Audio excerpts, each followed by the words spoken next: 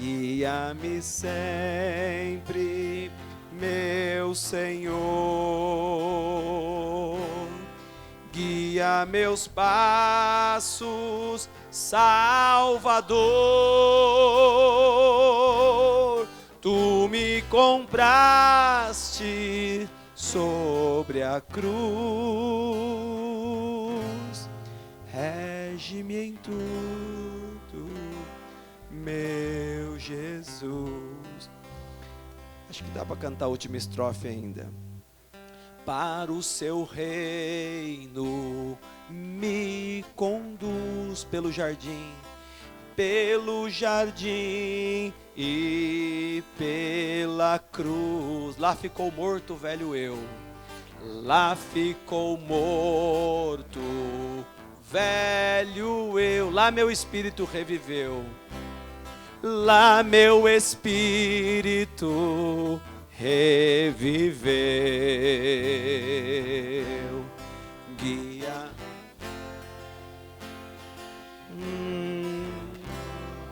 guia meus passos, guia meus passos,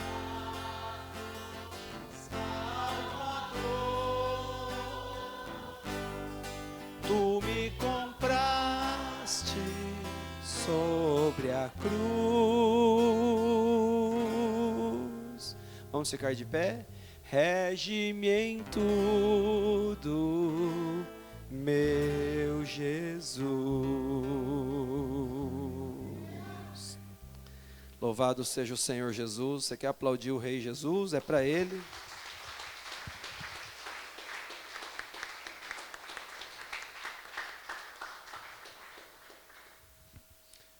Amém. Nós vamos abrir as nossas Bíblias e vamos entrar na palavra.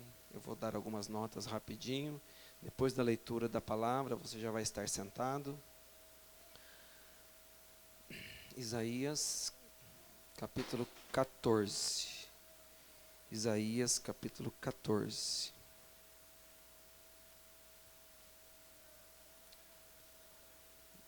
Isaías, capítulo 14.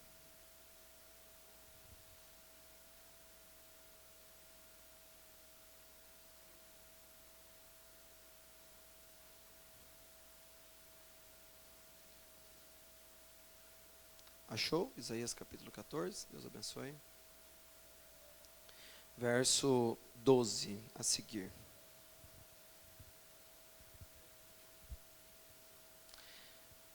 Como caíste desde o céu, ó Lúcifer, filho da alva? Como foste cortado por terra, tu que debilitavas as nações?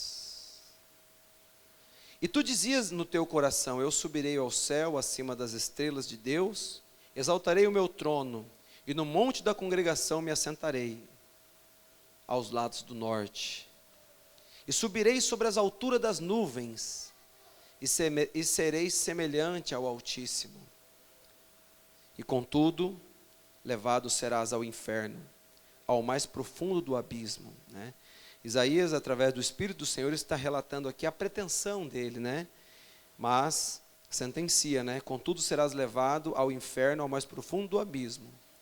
E os que te virem te contemplarão, considerar-te-ão e dirão: este é o homem que fazia estremecer a terra e que fazia tremer os reinos. Então aqui existe na Bíblia, aqui, contemporâneo ao profeta Isaías, e ele se refere aqui do rei da Babilônia, né? Então está seguindo em paralelo. Ele fala do natural como do espiritual. Este é o espírito de profecia da palavra, né? Então você entende melhor. Verso 17: que punha o mundo como deserto e assolava as suas cidades, que não abria a casa de seus cativos. Senhor Deus, instrui-nos, Pai, e traga-nos a palavra certa, Senhor, para o nosso coração nesta noite, Senhor. Deus eterno, Deus querido, nos entregamos a Ti, pedimos perdão pelos nossos erros, pelos nossos pecados, pelas nossas trapaças, por tudo, Senhor, pensamentos que possa ter desagradado ao Teu Espírito Santo, atitudes, gestos, ações. Pedimos, Senhor, que Tu faças um exame minucioso em nosso espírito e em nossa alma, Senhor, e assim possamos ser encontrados por Ti aqui nesta noite, no serviço do Senhor, Pai, cobertos, Pai, com o sangue do Cordeiro imolado, o Senhor Jesus Cristo. É a nossa oração e pedimos, Pai querido, que o Senhor complete o espírito, a alma de cada um, e eu me lembro nesta hora também, e peço por aqueles nossos irmãos que nessa hora estão hospitalizados, Senhor, e que estão profundamente necessitados, Pai. Eu oro por eles agora, para que a Tua graça, Seu poder salvador, encontre a cada um agora, Senhor, e ouve a oração do pai, do filho, da filha, da mãe, ouve a oração do necessitado agora, Pai, por este país afora, onde houver necessitados, gemendo, buscando fôlego de vida, Senhor. Deus, supre, Senhor, o fôlego, supre a vida, Pai. Tenha de misericórdia, nós rogamos a Ti, Pai, em nome de Jesus Cristo, Pai. Oramos por todos os nossos irmãos, pelos crentes desta mensagem, pelos nossos preciosos, onde, Senhor, os pedidos de oração no meio do Teu povo, responda a cada um, Pai, em nome de Jesus Cristo, Teu Filho, é que nós oramos. Amém e amém. Amém. Podeis assentar, por favor? Pode se assentar. Nós não oraríamos se nós não crêssemos. Oramos porque cremos. E porque cremos, receberemos. Amém? Porque nós cremos, eu sei que o Senhor nos abençoará. Louvado seja o nome do Senhor.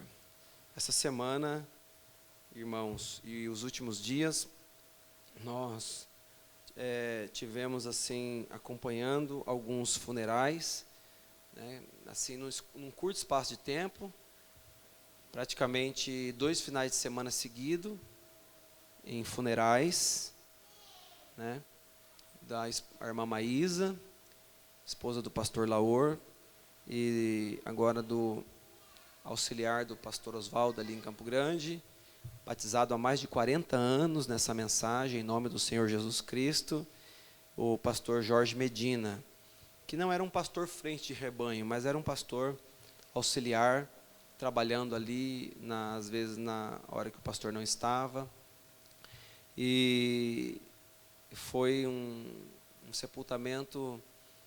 A princípio estava muito triste o clima, mas a palavra de Deus traz conforto quando ela é falada. Nós temos uma mensagem muito forte que nos ajuda muito. O entendimento, um claro entendimento da obra do Senhor e do plano de redenção em nossas vidas é uma coisa que nos ajuda muito nesta hora. Ajuda mesmo. E graças a Deus, ontem nós estivemos ali realizando.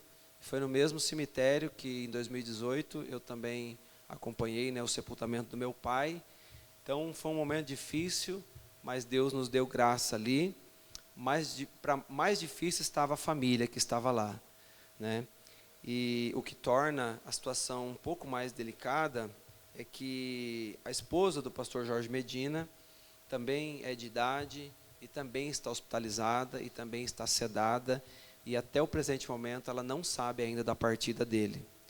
Então nós temos que orar, e você às vezes fica até confuso no meio de lutas e provas, mas depois você olha para a palavra, olha para o Calvário e lembra do profeta dizendo: olhe sempre para Jesus. Nenhuma batalha está perdida. Em Cristo somos mais do que vencedores. Amém? Quando você olha para a palavra, quando você olha para a mensagem, então você não tem medo de nada. Você crê que há um Deus poderoso que rege as nossas vidas. Se a Bíblia diz que preciosa é aos olhos de Deus a morte dos seus santos, então, irmãos, Deus cuidará de cada um de nós. Eu é que tenho que fazer a minha parte e cuidar para que eu esteja correto com a palavra de Deus, e em momento nenhum eu venha a envergonhar tão gloriosa mensagem que Deus tem trazido a nós. Amém? Eu realmente não sei, hoje não tive nenhuma notícia do estado de saúde da irmã, e a filha dela estava ontem lá, chama Meda, e eu estou em oração pela família deles, e nós estamos crendo que a irmã vai se recuperar, e vai retornar. Todavia, em tudo estamos confiando no Senhor.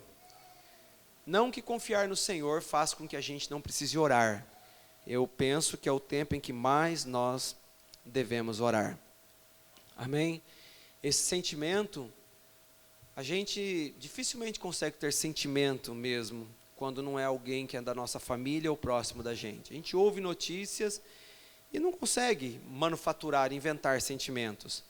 Mas nós temos que criar uma atmosfera em nossos corações, e quando orarmos por essas pessoas necessitadas, tentarmos sentir a dor dessas pessoas, a dor de quem perde alguém, a dor de quem vê as esperanças indo embora. Você olha às vezes para a sua família, você não é rico, né? Tem contas, lutas e provas, mas graças a Deus está tudo bem na sua casa, Deus tem abençoado a sua família, não tem? Então é sinal que você tem tempo para orar por outros que estão passando por vales e momentos difíceis. Eu acho que é o tempo em que, se você vê um crente, principalmente dessa mensagem, reclamando da vida, ou reclamando de alguma coisa, você pode saber que ele está totalmente fora de si. Porque nós temos motivo para ser agradecidos a Deus. Temos motivos para ser agradecidos a Deus. Amém? Irmãos, e o pastor Oswaldo não deixa de estar assim um pouco abalado, né? Há muitas pessoas na igreja de Campo Grande, mas há aqueles que foram batizados há 40 anos atrás. Então, quando essas pessoas vão partindo, indo para o Senhor, traz aquele vazio, traz aquele sentimento assim difícil, e é hora de mais e mais nós estarmos unidos em oração. Amém? Louvado seja o nome do Senhor. Mas em todas as coisas, como eu disse, eu estou confiando no Senhor. E quando você se envolve com pessoas que estão sofrendo, você absorve um pouco disso em você. Não tem como evitar. Você absorve, e isso vem para cima da gente também. Então, eu conto com a sua oração também, em favor do trabalho, em favor do ministério. Amém? Para que o Senhor sustente a cada um de nós no seu posto de dever e nos livre, né, desta praga que está, um demônio invisível, tão meticuloso, tão melindroso, que ninguém sabe onde ele está. Pessoas podem contrair essa enfermidade e estar passando e nela não apresentar sintomas. Então é uma praga que provavelmente cedo e tarde, não quero ser pessimista, apanha um de nós. Amém? Pega um de nós. Por isso, nós devemos estar com a nossa vida alinhada e olhando sempre para Jesus. E não ser negligente, irmão. Estava conversando muito com o pastor Oswaldo sobre isso. Nós somos um povo de fé, mas talvez até eu estou em falta nessa parte de instruir mais a igreja, porque todo o cuidado que nós podemos tomar, nós devemos tomar. Vou repetir, todo o cuidado que nós podemos tomar, nós devemos tomar. Amém? A Bíblia ensina isso, né? Para nós fazermos a nossa parte, que o Senhor fará a parte dele. Não é verdade? Então, queremos ser cuidadosos, queremos ser muito cuidadosos, e eu como pastor, tenho evitado, na medida do possível, muita exposição, porque eu quero estar bem apto para estar aqui, eu não tenho um copastor aqui, e se eu ficar uns dias aí hospitalizado, ou em tratamento, ou de quarentena, fica ruim para a obra do Senhor. Eu sei que tem homens aqui justos, pios e capacitados para dirigir cultos, mas vamos pedir ao Senhor que nos guarde e que nos proteja desses males que estão visitando a terra nesse dia. Amém? Amém? Está tendo oração aqui e eu estou acompanhando essa oração. Eu não vim nenhuma vez na oração da madrugada aqui, porque eu tenho as minhas orações também. Não é porque eu não estou aqui que eu não estou em oração. Mas a igreja é uma casa de oração, e está tendo oração às madrugadas aqui 2 vezes por semana. E pessoas de coragem têm vindo aqui, tem orado das 5 às 6 da manhã, visto esse sol nascer, derramando lágrimas aqui nesse altar. Né, eu fico até feliz, porque os meus filhos têm vindo também, o Gabriel e o Samuel, eles saem de casa sem a gente nem ver, e quando a gente às vezes está acordando, né, por volta das 6, eles estão chegando em casa. Se soubesse o tanto que isso faz o nosso coração feliz, amém? E isso não é tocar trombeta, mas aquilo que é bom deve ser falado, amém? E requer empenho para fazer isso. Você tem que crer no que você está fazendo. Se você não acredita no que você faz, você fica desmotivado. Mas quando você acredita no que você está fazendo, aquilo é uma gasolina para você. Compreende? Compreende? Então, todo ato que é feito em direção a Deus é uma prova de fé. Ora, sem fé, é impossível agradar a Deus. Amém? Não é a minha mensagem nessa noite, mas às vezes a gente fica falando, o que realmente é fé? A fé sem obras é morta, disse Tiago. Fé sem obras. Eu tenho uma fé. Fé sem obras é morta. Amém? Amém? Quando eu me batizei, no final do ano 2000, eu me batizei em nome do Senhor Jesus Cristo. Eu vim do mundo fumando cigarros, tomando bebida alcoólica, companheirismos errados e uma vida bem envolvida em coisas pecaminosas, coisas pérfidas, no mundo das bagunças do mundo da juventude. Irmãos, às vezes a pessoa fala, eu tenho uma fé, eu sei a fé que eu tenho. Fé sem obras é morta. Tem gente que não tem nem fé para vencer o mundo, para vencer o pecado, para vencer a vaidade. Como terá fé para subir nesse arrebatamento? Fica enroscado nas vaidadezinhas fúteis desse mundo, não consegue vencer algumas vaidadezinhas que totalmente são descabidas para com a Bíblia Sagrada e para com a mensagem do profeta. Amém? Eu não gostaria que ninguém abandonasse a sua fé ou desanimasse com as minhas palavras, mas a fé tem que te levar em primeiro lugar a vencer. Eu não estou falando das falhas do dia a dia, tem que te levar a vencer as vaidades que ainda te dominam, que vêm desde a época do mundo. Você já pensou? No final do ano 2000 eu batizei em nome de Jesus Cristo. Eu não sabia nem conversar perto de crentes. Meu linguajar era cheio de gírias. Eu tinha olhos carregados de adultério. Deus teve que me libertar. Mas você tem que se jogar na presença de Deus para Ele te libertar. Amém? E nunca fica batendo a mão no peito, falando que você tem muita fé. Fé sem obras é morta.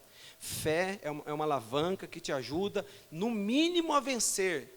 Repito, não os nervosos e estresse do dia a dia, porque isso você tem e eu também tenho. Quando você vê, você falou, você fez, você agiu. Eu digo que esses pecados encalacrados e costumeiros que nunca saem da vida das pessoas.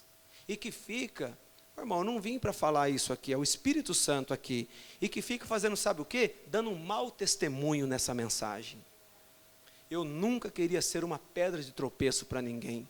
Eu quero ser uma bênção, que os jovens me olhem, que famílias me olhem, que as pessoas me olhem. O dia que eu for uma pedra de tropeço para as pessoas, Senhor, tira eu da frente, coloca outro então, Senhor. Amém? O profeta disse, eu quero ser um verdadeiro marido para minha esposa, um verdadeiro irmão para os meus irmãos, um verdadeiro cristão para o Senhor Jesus Cristo. E é isso que nós desejamos. Não é isso que você deseja? Que Deus nos ajude e nós vamos tomar a Santa Ceia do Senhor. E nosso coração aperta quando nós falamos essas palavras, porque a gente quer ver as pessoas no céu e no arrebatamento. Mas tem coisas que vão ficar. E elas serão verdadeiros espinhos mesmo, até para provar o pastor, para provar a igreja, para provar cada um de nós. Mas nós não vamos desanimar, vamos seguir adiante. O rapto, a salvação é individual. Não é verdade? Todos estão me ouvindo bem, né? É individual. E você nunca seja uma pessoa que fique esperando um dia de algo que o pastor fale, que você não vê a hora talvez de sair da igreja e abandonar a fé. Mas não sai porque não teve um estupim. Não fique assim, esperando algo. Eu não vou mais para a igreja. Mas por quê? Porque aconteceu algo que você já estava esperando. Só que é um motivo às vezes para ir para o mundo. Não seja uma pessoa assim, que fica procurando algo no pastor, ou na igreja, ou no diácono, ou em alguém, para ir para o mundo. Não vai para o mundo culpando alguém aqui da igreja, não. Vai para o mundo porque você não ama Deus. Mas não vai para o mundo culpando que você foi por causa do diácono, que você foi por causa de não sei quem, ou o pastor. O pastor não foi na tua casa, você foi para o mundo por causa disso. Ou o pastor um dia falou uma coisa forte lá e você, aquilo foi para mim, eu tenho certeza.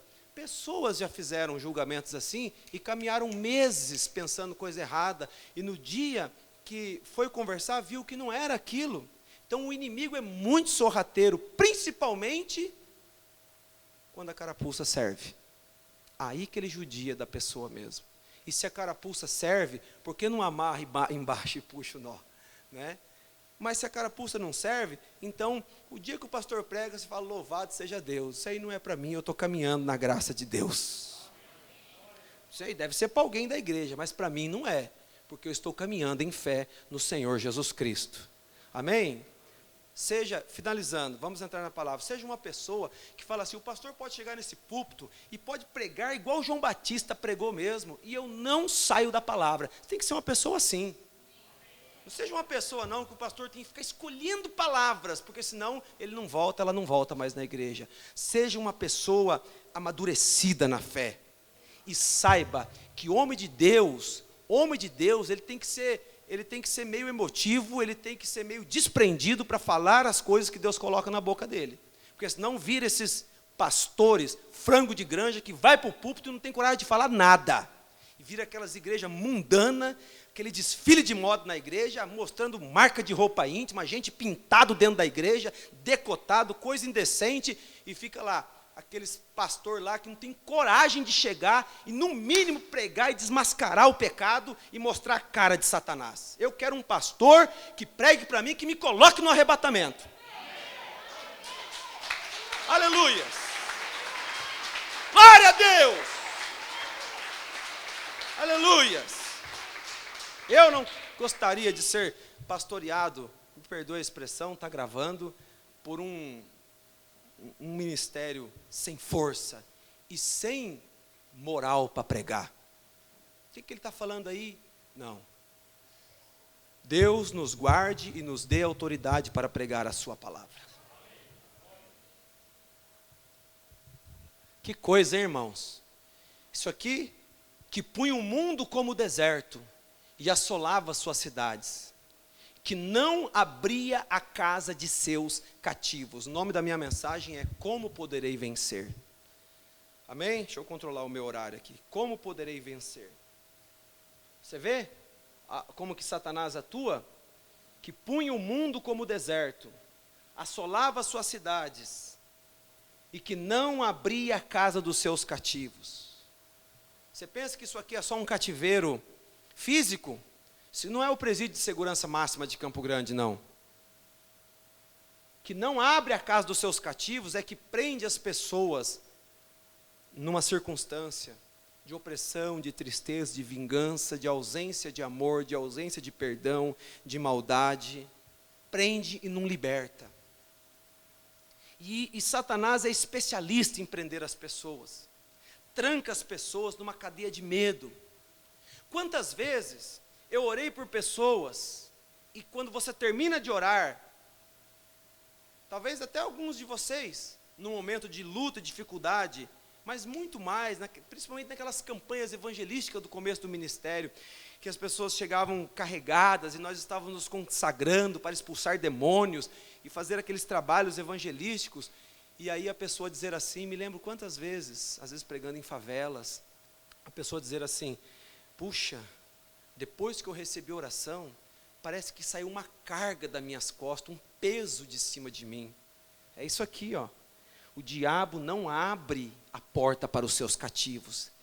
Por isso, quando Paulo pregou, ainda que algemado, em sua defesa, perante Festo e o rei Agripa, ele disse: Deus me levantou, ó potentíssimo Festo, para converter as pessoas das trevas à luz e do poder de Satanás a Deus, e para abrir a prisão aos presos e entregar essa mensagem gloriosa do Senhor Jesus Cristo. Porque há um poder de libertação na palavra de Deus, quando você toma a palavra no poder vivificador. Amém? Mas Satanás não vai abrir para os seus... Ele não vai abrir fácil não, essas portas. Enquanto eu falo, coloca para mim outra escritura, por favor. Coloca Apocalipse, capítulo 12, verso 8. Então é isso que Satanás faz. Satanás, ele é o carcereiro do inferno. Ele é o carcereiro do inferno. E ele atuava com muito prazer. Veja, mas algo vai quebrar o seu reinado. E um poder mais forte do que o poder das trevas vai clarear e vai trazer esperança para o oprimido. Você vê que essa batalha se estende desde a eternidade. Lá nas regiões celestiais houve batalha no céu. Volta alguns versículos, volta, por gentileza, uns 3 versículos atrás, verso 6. Não, pode ir para frente. Aqui. E houve batalha no céu. Miguel e seus anjos batalhavam contra o dragão. E batalhava o dragão e os seus anjos. Essa escritura está conectada com essa que nós lemos aqui de Isaías capítulo 14.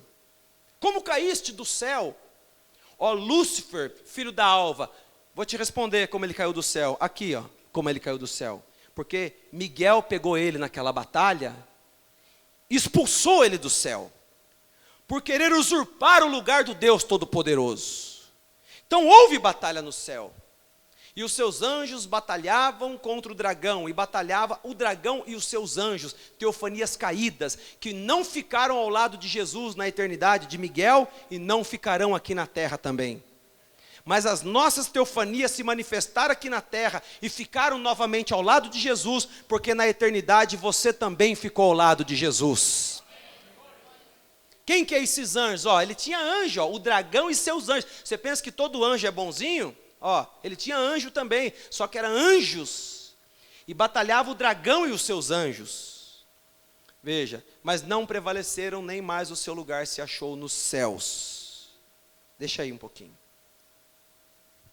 Sabe, irmão, quando você está sentado em um lugar, então você se levanta, e você vai fazer algo, então você volta, alguém pega o teu lugar e tira, e você chega...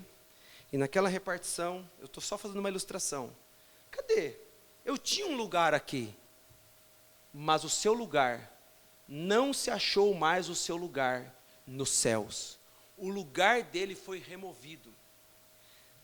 Sabe por que o inimigo tenta tanto destruir, oprimir, desgraçar, trazer as pessoas a um estado de miséria e de opressão? Que ele não engole o povo de Deus. Porque o lugar dele não se achou mais nos céus. Não era a casa dele falar assim: eu queria consertar o que eu fiz. Satanás não se arrepende, mas eu estou só ilustrando. Eu queria consertar o que eu fiz, eu queria arrumar essas coisas.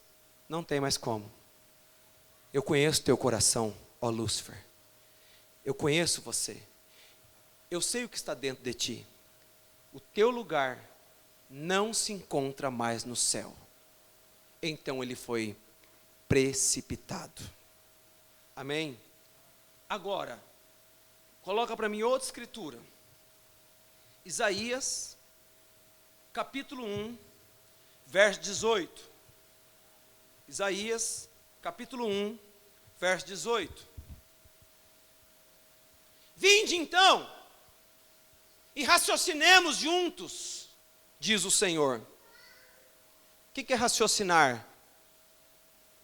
refletir, meditar, pensar sobre uma questão. Ainda que os vossos pecados sejam como a escarlata, eles se tornarão brancos como a neve. Ainda que sejam vermelhos como o carmesim, se tornarão branco como a lã. Agora coloca Isaías 43, 25. Então o diabo disse assim, mas quer dizer que eles fazem tudo isso e o Senhor perdoa eles? E eu falhei uma vez e o Senhor nunca me perdoou? E isso fez com que ele ficasse revoltado conosco. Mas por que Deus me perdoa e me sustenta?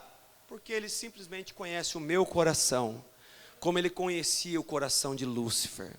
E como conhecia o coração de Caim, ele conhece o meu coração e conhece o teu coração. O diabo fica desesperado com essas promessas. Isaías 43, 25. Eu mesmo sou o que apago as tuas transgressões. Em outras palavras, eu não mando outro não. Eu não ouvo outro, para resolver a questão do pecado, eu não mando outro não, eu mesmo vou lá. Porque não foi ele que veio na pessoa do Senhor Jesus Cristo? Então ele está dizendo, eu mesmo sou o que apago as tuas transgressões. Por amor de mim e dos teus pecados não me lembro mais. A gente fala assim, muitas vezes no início da minha fé eu não entendia essas expressões, por amor de mim. Podia falar que era por amor de mim, né? Mas é por amor dele mesmo. Por quê? Porque o amor de Deus é eletivo. O amor de Deus não é adulador, não é bajulador. O amor de Deus é eletivo. Eu te escolhi, ó Israel. E vós disseste, não, primeiro Deus disse, eu vos amei. E vós disseste, em que nos amaste, Senhor? E Deus responde, não foi Esaú, irmão de Jacó? Todavia, amei Jacó e aborreci Esaú. O amor de Deus é eletivo. Ele me escolheu. Aleluias. E isso, irmãos, eu não fiz nada para ser escolhido. Ele me escolheu. É a graça, é a sublime graça de Deus que me trouxe até aqui. E é a graça de Deus que te trouxe até aqui. E se você caminhar na sua palavra, Deus sustentará todos os teus caminhos, porque Ele te escolheu. E isso, aleluias, é uma prerrogativa dEle. Ele me escolheu. Eu fui eleito antes da fundação do mundo. Quando o profeta diz que essa é uma prerrogativa dEle, quer dizer, é a soberania de Deus. E você acha que o diabo não fica engasgado com essas coisas?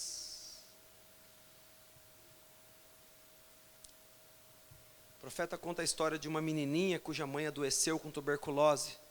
A menina tinha 12 anos, era uma família cristã. E a mãe dela ficou muito doente, eu já contei isso aqui. E ela era uma menina muito boazinha e muito aplicada. E essa menina tinha 12 irmãos.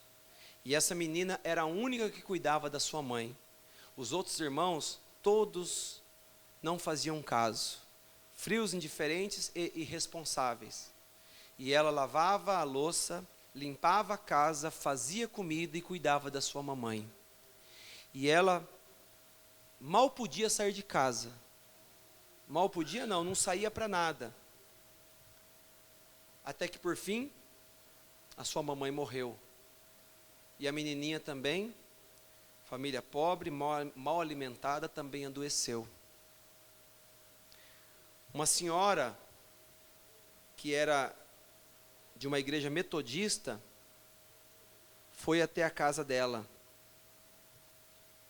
e disse, olha, sua mãe morreu, eu vou cuidar de você, eu vou fazer alguma coisa por vocês, e não fica assim não, eu vou fazer alguma coisa por vocês, tá? Vocês não estão abandonados não, eu vou fazer algo por vocês. Começou a ajudar aquela menininha e disse que ia fazer alguma coisa por ela, e o certo é que ela disse, mas você é de qual igreja? Ela disse, eu não tenho ido em igreja nenhuma, eu nem consigo ir na igreja, eu tenho tanto serviço aqui em casa, tinha que cuidar da minha mamãe, E a senhora era uma professora de escola dominical e disse: minha filha, mas você tinha que estar em alguma denominação, porque... E ela estava fraquinha e doentinha. Se você morrer, quando você chegar até o céu, o que você vai dizer? De qual igreja que você é? O que você vai dizer para Jesus? Né? Eu vou ler isso aqui na íntegra, eu achei muito tocante. E a professora da escola dominical disse: você é cristã? Ela disse: sim, sou. Que denominação você pertence? Ela respondeu: não pertenço a nenhuma denominação. Então como você vai fazer quando encontrar Jesus? Como você vai lhe mostrar a que igreja você pertence? E ela olhou para aquela senhora e disse: eu simplesmente lhe mostrarei as minhas mãos. E estendeu as mãozinhas, tudo machucado e calejado de trabalhar. Ela disse: eu simplesmente lhe mostrarei as minhas mãos, e ele entenderá. Agora, é exatamente o que eu penso que ele vai olhar a nós, quando vemos culto como este.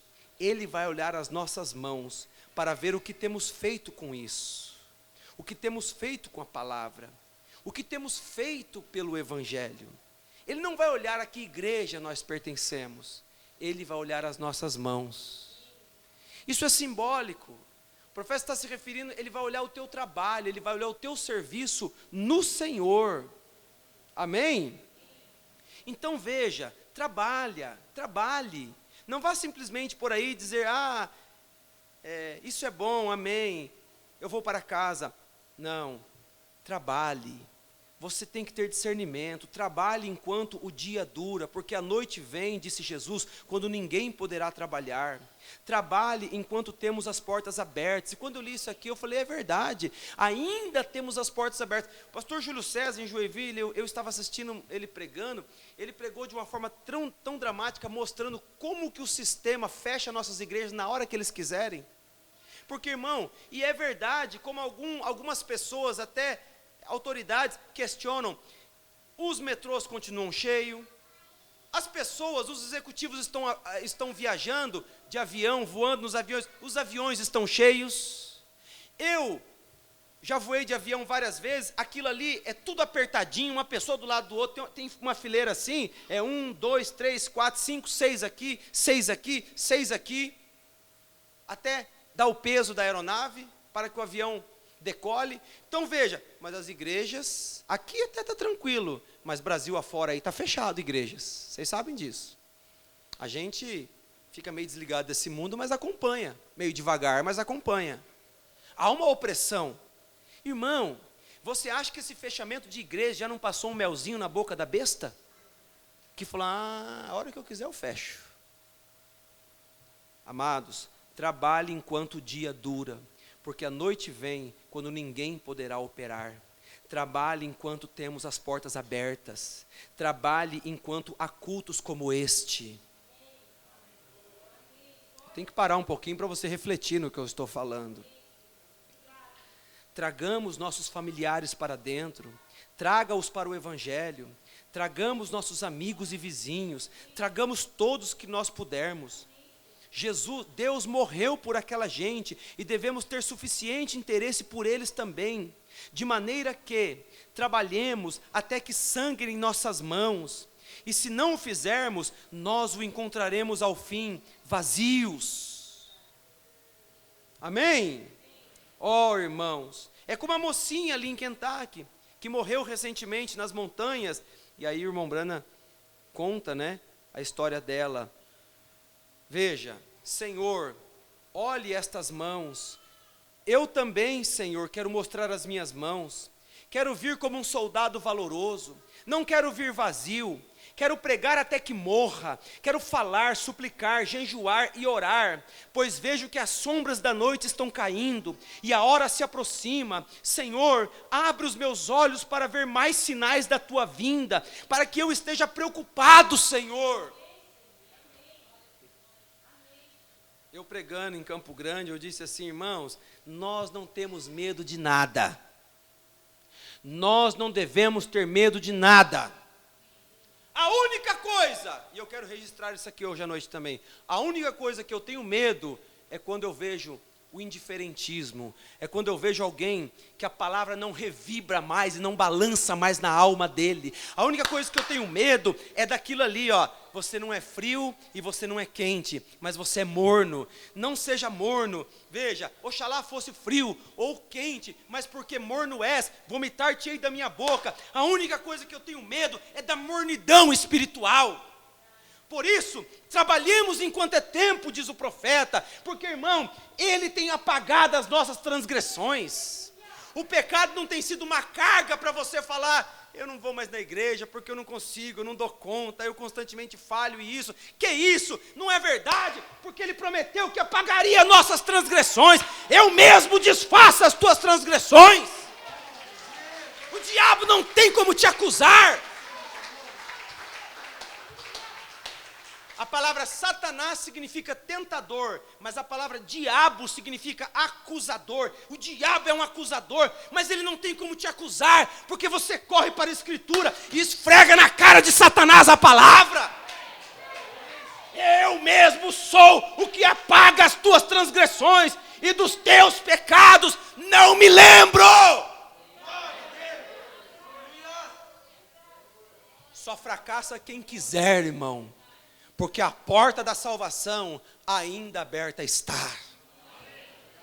Só fracassa quem quiser. Quem vai procurar um motivo ou outro. Mas não sejamos dessa forma. Mas que o Senhor possa ver as nossas mãos espiritualmente falando. Amém? Oh, aleluias. Glória a Deus. Senhor, olhe estas mãos também. As minhas, Senhor. Quero vir como um soldado valoroso, e vamos nos inserir nisso aqui. Queremos vir, Senhor, como uma igreja valorosa. Não quero vir vazio. Igreja de Sidrolândia, nós temos poder para fazer frente a essa enfermidade. Nós temos poder para reprimir essa enfermidade até no ímpio, não por amor do ímpio, mas por amor da tua intercessão e da tua oração.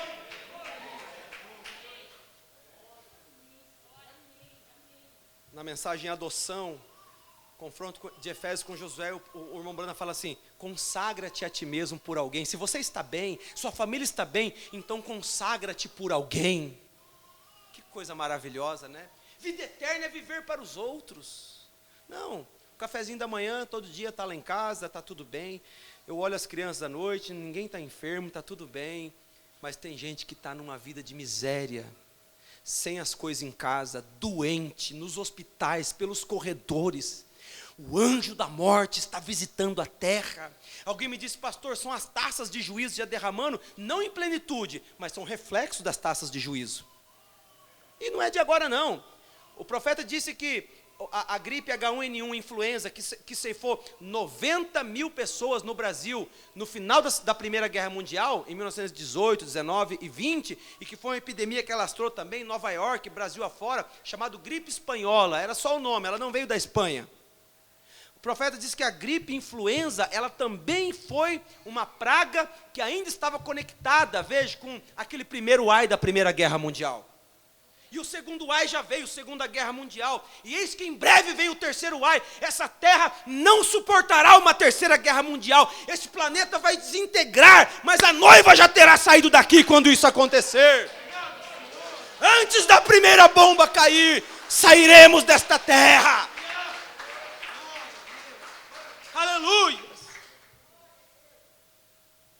E aí, queria lembrar o título e não consigo me lembrar, mas encontrei recentemente aquela mensagem que deu lugar ao hino, quando aquele grande imã passar, onde o profeta visitou aquela fábrica, que no final do dia eram metais, cobres, alumínios, ferro, e no final do dia passava um grande imã, para que todos os requisitos e lascas de ferro, tudo daquela fábrica, era traído ao imã. E o profeta diz: por que há metais que não sobem? Se parece ferro, mas é alumínio. E é outros metais. Só o que sobe é o que tem a mesma natureza do ímã. E ele disse: mas ali tem um ferro, e o ferro não subiu. Ah, sim, aqueles estão parafusados no chão, não sobem. Eu não quero nem ser o alumínio, e eu não quero nem ser o crente parafusado a esse mundo. Eu quero estar desprendido para tomar lugar nesse grande arrebatamento. Não vou ficar preocupado com o que vai ficar para cá ou para lá, eu quero subir com Jesus. Estou falando de coisas materiais, não estou falando de pessoas, estou falando de coisas materiais. Eu quero subir com Jesus. Amém? Aleluia. Quando aquele grande imã passar, eu quero subir com Jesus. E o profeta disse, louvado seja Deus. Disse, por que você se alegrou tanto? Ele disse, porque um dia um grande imã vai descer também na terra. E tudo que tem a sua mesma natureza será atraído até ele, aleluias. Você tem a natureza de Cristo, irmão? Você crê que tem a natureza de Cristo? Pelo amor de Deus, você tem a natureza de Cristo? Tudo que tem a natureza de Cristo vai subir com Cristo. E eu, quando subir, a todos atrairei após mim, disse Jesus. Amém, aleluias. Então, irmãos, eu vejo as sombras da noite caindo. A hora se aproxima. Senhor, abra meus olhos para eu ver mais sinais da tua vinda. Por que você quer ver mais sinais da vinda do Senhor? Quanto mais sinais da vinda você vê, mais atento você fica. Quanto menos sinais você vê, você fica desatento. Mas quanto mais sinais você vê, você fica preocupado. Você diz, isso aí é reflexo do final dos tempos. Amém? Então a oração é, deixa-me ver mais sinais da tua vinda. Nesta noite, acenda o coração dessa gente com as grandes maravilhas que tu prometestes. Quando vemos as predições do mundo e ouvimos homens pecadores se alegrando no pecado, sabemos que eles têm bombas por esse mundo afora para fazê-lo. Só falta que algum fanático comece, Deus, tua misericórdia está nos sustentando até que tua igreja esteja pronta, aleluias. Tua misericórdia está nos sustentando até que a tua igreja esteja pronta. Graças a Deus por isso. Graças a Deus por isso. Amém? Você já foi em casamento? Quantos já foram em casamento? Deixa eu ver a mão. Já foi em casamento? Num casamento, enquanto a noiva não chega, não começa a cerimônia. E a noiva atrasa, que deixa todo mundo desesperado, né? Pode atrasar todo mundo, pode ser daminha, pode ser não sei quem, pode ser testemunha. A noiva, a cerimônia começa quando a noiva chega. E alguém diz, minha filha, vai, está na hora. E ela está se arrumando. E tudo tem que esperar, porque a noiva não chegou no ponto. Não chegou na hora, não está preparada. Mas quando a noiva se apronta, então o motorista está lá, o chofer abre a porta, a noiva entra, o noivo está esperando lá para o casamento. Então a noiva vem. Ninguém fica, mas como que o noivo estava lindo. Todo casamento, o que mais chama atenção é a noiva. É assim mesmo? Não é assim? É a noiva. Todo mundo quer tirar uma foto da noiva, todo mundo quer olhar a noiva. Ninguém fica querendo ver esses noivos bonitão. Todo mundo, até as irmãs, até os irmãos gostam de olhar, é a noiva. Amém? Até meio estranho, né? Homem muito periquitado, perdoa a expressão. Mas a noiva, irmão, ela representa a esposa do Cordeiro, a Senhora Jesus Cristo, né? Aleluias. As pessoas falam, a noiva vai entrar, e alguém toca, e todo mundo chora. E uns ficam emocionados, e o carro para, o coração acelera, a noiva chegou, aleluias. Amém? Veja, irmãos, a misericórdia de Deus está nos sustentando até que a tua igreja esteja pronta, Senhor. Que esta noite possamos estar prontos. Ponha nossos corações no culto, Senhor. Mostra-nos a tua presença, pois cremos que tu levantaste dentre os mortos. Aleluias, e os nossos espíritos discernem que tu estás aqui, o mesmo Jesus de ontem, de hoje e para todo sempre. Tu estás aqui, na forma do Espírito Santo, para operar através da tua igreja, para curar e para salvar. Ouça-nos, Senhor, enquanto eu encomendo a ti estas pessoas que estão aqui, em nome de Jesus Cristo. Hoje é Santa Ceia. Será que não é a última Santa Ceia e o Senhor nos levará ao lar de descanso? O pastor Medina tem uma filha chamada Meda, em homenagem à esposa do irmão Brana, a segunda esposa, que chamava-se Meda. O pastor Medina, há 1 ano e meio, 2 atrás, quase partiu para o Senhor. O irmão Samuel, que estava lá no sepultamento, estava me dizendo ontem que ele foi no hospital e a médica disse assim: olha, ele só não partiu por causa da ascendência dele indígena, que é mais forte. Porque ele entrou num coma, eu recebi até mensagens, disseram: pastor Aldrin, só por Deus, por irmão voltar, entrou num coma, não está retornando mais. Mas voltou, se recuperou, continuou pregando, e era o sonho dele ver a filha dele batizada. Ela não tinha batizado ainda, a irmã Meda. Ela estava lá ontem, e ele realizou o sonho. Não sei se foi ele que batizou, quem batizou, não quis perguntar. Ela disse: meu pai voltou, pastor Aldrin, só para me ver batizada em nome de Jesus. Eu achei tão maravilhoso aquilo.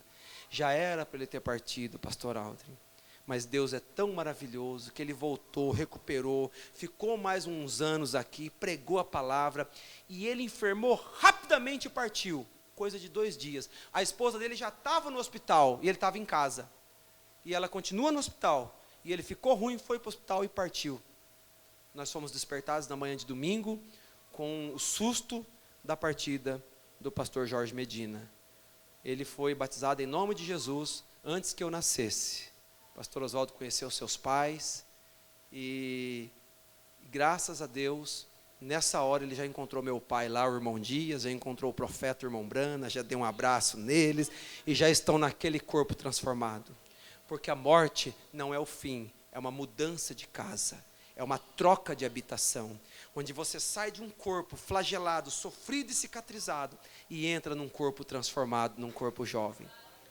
Paulo disse: e sabemos que se este corpo deste tabernáculo terrestre se desfizer pelo quê? Não sei, por uma tuberculose, por uma gripe, por um acidente, seja o que for, pressão, se esse corpo deste tabernáculo se desfizer, já temos um edifício.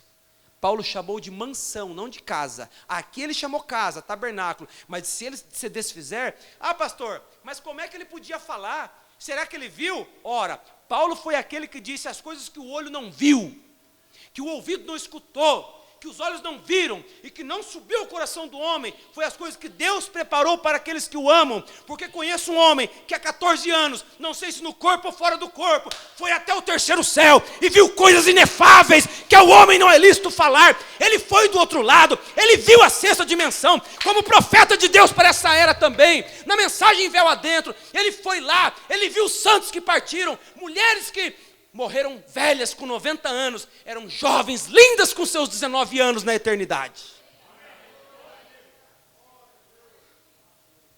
Não é aqueles 2 espias, Josué e Caleb, que cruzaram o Jordão e voltaram para o lado de cá com a evidência, dizendo aqui, a prova, a terra é boa, nós pegamos do fruto das terras, nós fomos lá, irmãos, e o povo dizendo: não damos conta de entrar não, e Josué e Caleb, somos mais do que capazes de entrar nessa terra. Olha aqui o fruto, olha a evidência, o fruto é bom, a terra é boa, mas nós não conseguimos entrar. Conseguimos sim, e nós vamos entrar, porque nós não estamos com os 10, mas nós estamos com os 2, Josué e Caleb, aleluias. Essa é a igreja do tempo do fim, que cruza o Jordão e que entra nas promessas do Senhor. Você faz parte disso, você faz parte deste povo.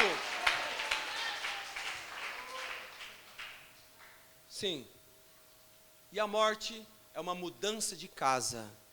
E ali no sepultamento eu disse: coisa boa é quando você sai de uma casinha tão simples, você estava agradecido a Deus, mas poderia ser melhor.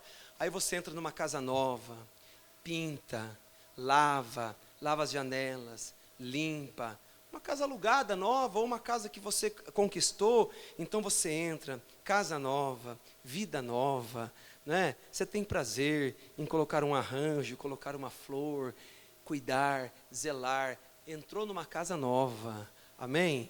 Assim também, essa casa aqui está ficando para trás, essa casa, e nós entraremos em uma casa nova, preparada por Deus, aonde eu poderei abraçar irmãos e irmãs, e todas essas coisas da terra que acabam, essas coisas entre homem e mulher, todas terminam na eternidade.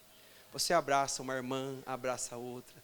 Não tem ciúme, não tem maldade, não tem inveja, não tem glândulas sexuais, não tem nada aqui dessa terra. Essas coisas ficam aqui.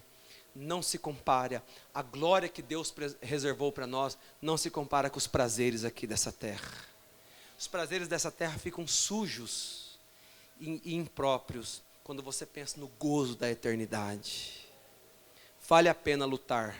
Vale a pena não esmorecer. É tempo de arrebatamento. Os sinais estão aí.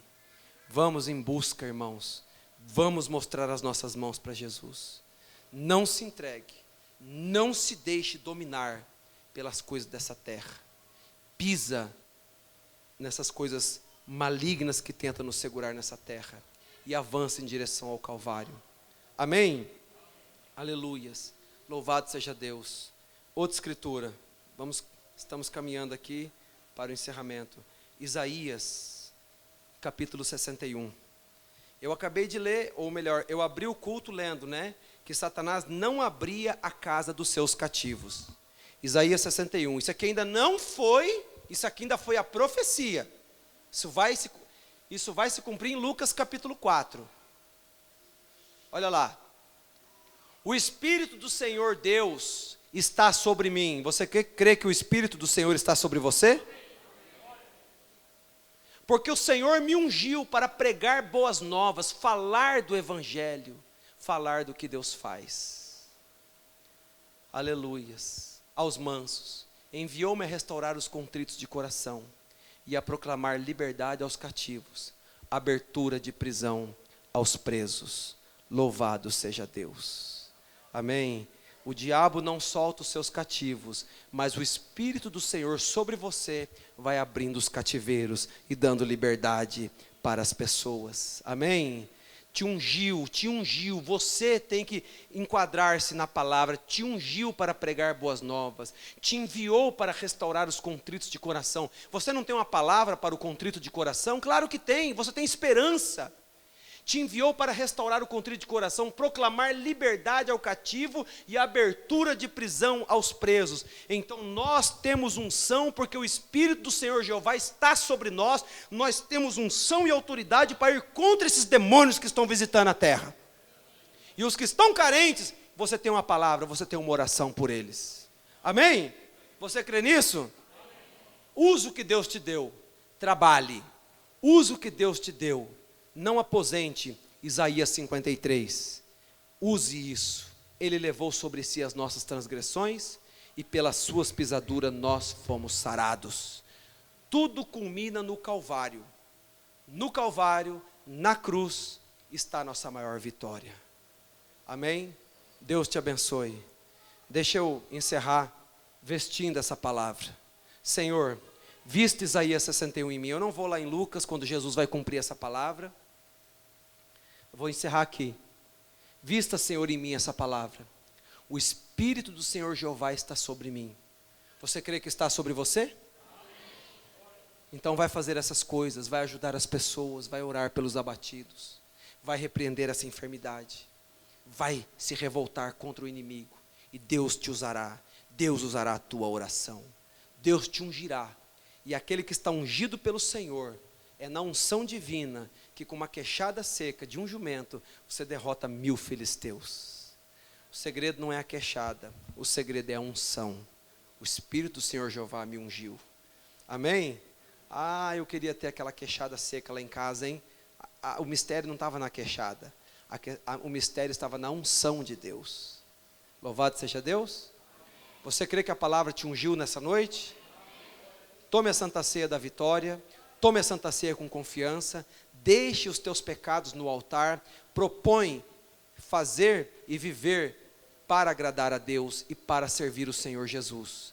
Se você tem praticado coisas que deliberadamente você sabe que isso está contrário à palavra, olha, irmão, examine-se a si mesmo. Examine-se a si mesmo, porque as lutas do dia a dia, o sangue de Jesus nos ajuda, mas essas coisas que você escolheu e por birra manter, isso aí vai te trazer doenças e enfermidades. Sai fora dessas coisas e caminhe em santidade. Sem a santificação, ninguém verá o Senhor. Amém? Deus é santo, Santidade convém ao seu povo. Foi na cruz, foi na cruz. Vamos nos colocar de pé.